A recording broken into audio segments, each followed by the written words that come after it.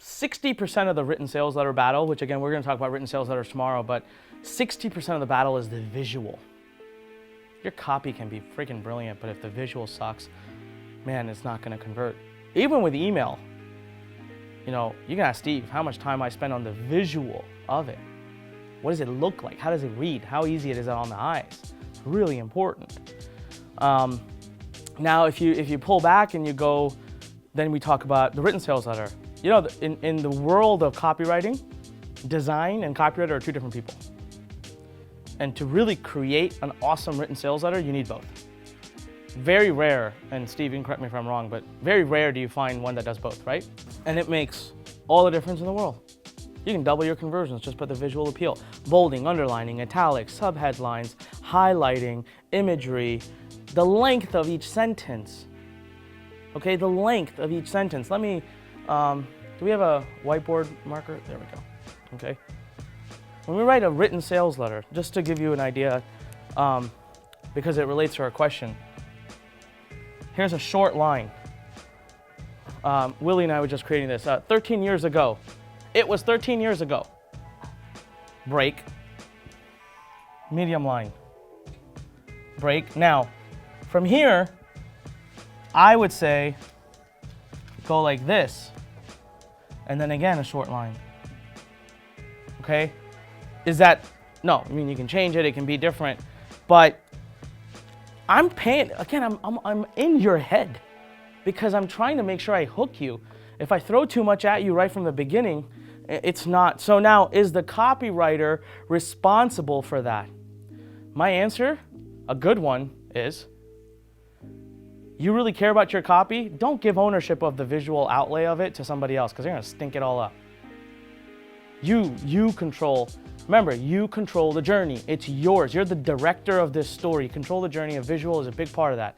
So what you don't have to do the HTML, do the designing, you don't have to draw the images, but you do need to tell them that, listen, after a certain number of words, hard break, go to the next sentence. After a certain number, go hard break, next sentence. Okay, the next one should be 2 or 3 paragraphs. You write it that way on the written document and tell them, sure as hell better be like that. If I've bolded a word, I want it bolded. If I've underlined a word, I want it underlined. If I've highlighted a word, I want to highlight. You know what I do when I write my copy? Let me show you an example. But do you guys see how I wrote the copy? I took the time. It's not design. These are tables. They're really easy to create on Word, okay? And I drew out boxes and stuff, and I drew out where I want it. Now after this, I stopped because I was just sending notes. But this is how I wanted them to kick off the page. And God bless my design team, but they still screwed it all up.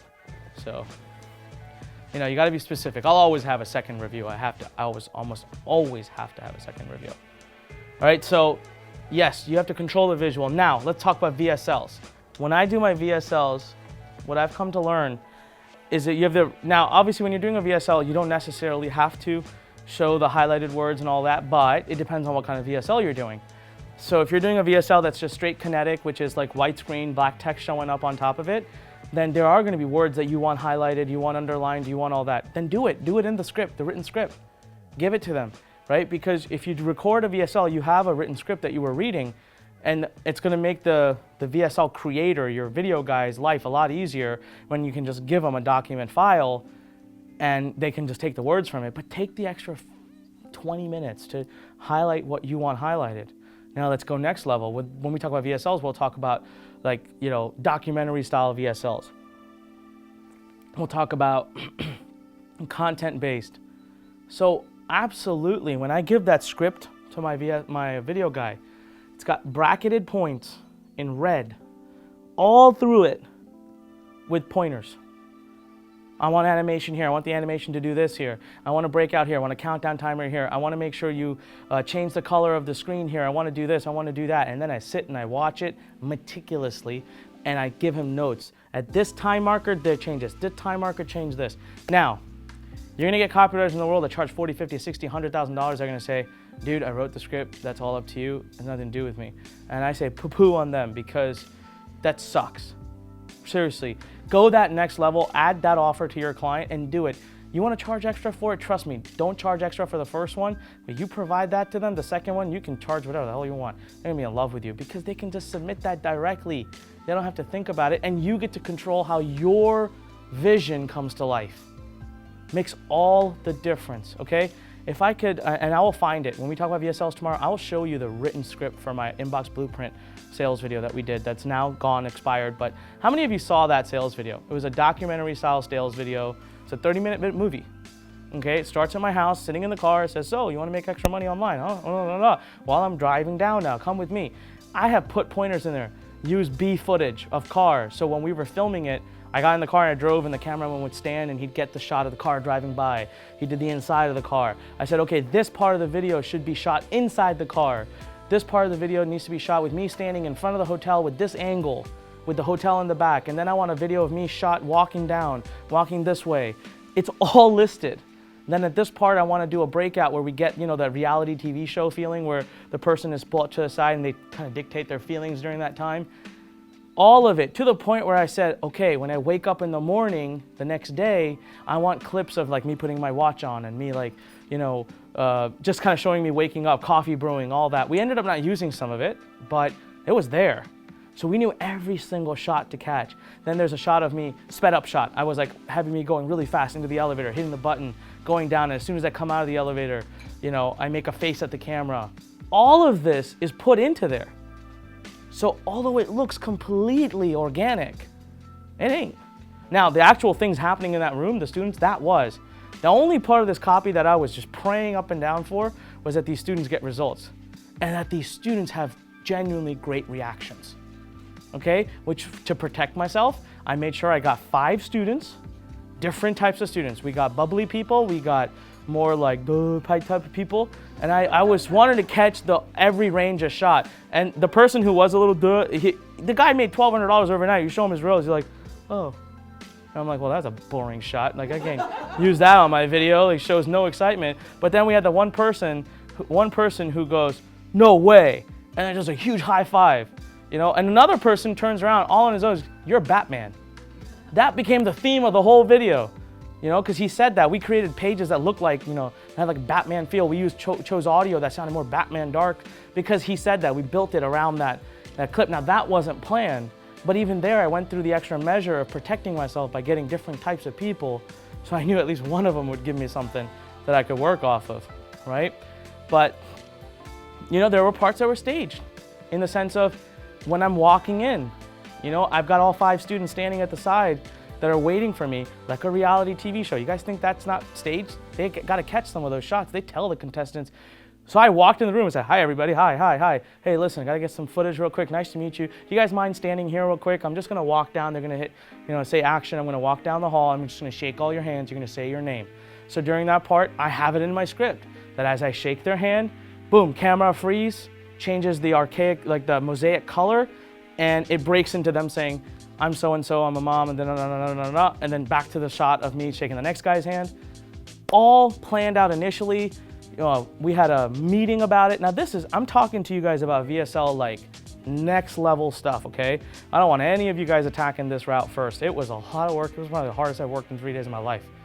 It was really hard, and I had to get, and we didn't have the best videographer for it, which was my major fault. What I've learned now is for that kind of stuff, you get a documentary filmmaker, flat out. I got someone who wasn't, he almost ruined the whole thing. The footage was, we sent it to a documentary filmmaker to edit it, and that guy came back and said, man, I should get an Academy Award for this because it was freaking hard. Putting all these pieces together because it just got bad footage.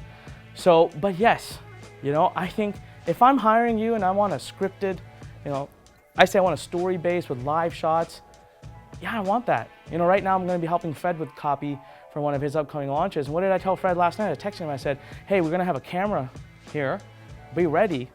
I want to catch some shots. See, Fred knows I'm doing his copy. Fred doesn't need to be thinking. Fred needs to know that he can go to a place, stand there, and I say, Fred, now I want you to say blah, blah, blah, blah, blah, something like this, and make sure you make these kinds of reactions and smile. And he'll say, okay. And then he'll stand there and he'll say, and then he'll do it. He does, by the way, say it just like that. No, first he'll say, but I don't want to do that. And I'm like, shut up and do that. And then he'll say, fine. And then he'll do exactly that. But you know, if we, that makes Fred want to work with me more, right? If I tell Fred, here's the main script of it, can you figure the beginning, the middle, and the end out? It didn't really add value. Now for webinars, this is somewhere where I believe the way I do them, okay, is I create a really ugly version of them with the fonts and text and whatever, and I put an ugly image where I know I want an image. I draw diagrams. I actually will draw a diagram on a napkin or on a whiteboard and take a picture of it, and I send it to Andy. Like, I'll say, this is my diagram. She's had many of those in the past. And I say, but I'll go to the level of telling her, hey, Andy, don't make this too pretty. We just recently did this. I said, don't make it too pretty. I want it to look like it's napkin drawn. I want it to be more like, I want it to be more real, right? So even though she'll create like a gorgeous diagram, I'll come back and reject it and say, no, I want something that's a little bit more real. So she'll do it again, but I'm the one offering that because I've got my vision. It's your vision, right? So if you are providing a service as a copywriter and you can go to that level, you can eventually charge a lot more. And for you, believe me, when you're writing the copy, you have the vision already. You can't possibly have created good copy without having that vision. So for you to create that extra level of service is not a lot of work, but for the client, it's night and day.